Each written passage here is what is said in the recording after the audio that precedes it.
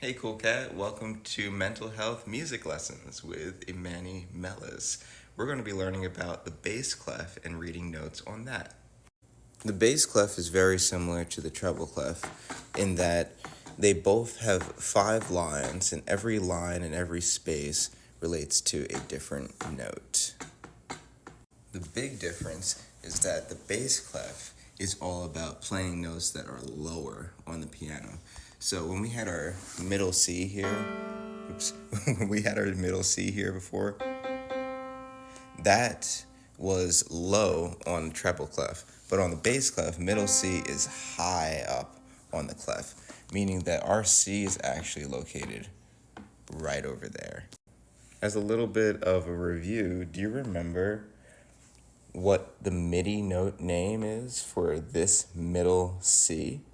On a Midi piano, like this piano over there, it's called C3.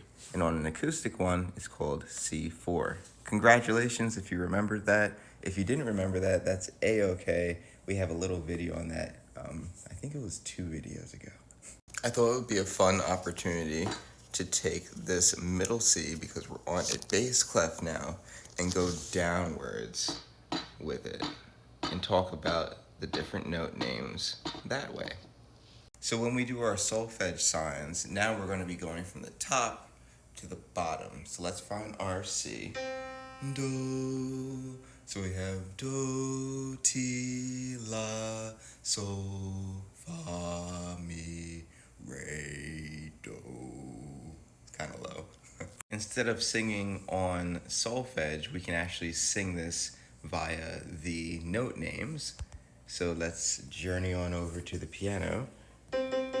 There's our C. So this is going to be C, B, A, G, F, E, D, C. So our do is going to be C, T is going to be B, La is going to be A, Sol is going to be G, Fa is going to be F, Mi is going to be E, Re is going to be D, and C is going to be, Do is going to be C. Either or, So in the same way that we took a treble clef and we were able to point at different notes that were on the staves, we're going to do the same thing with the bass clef.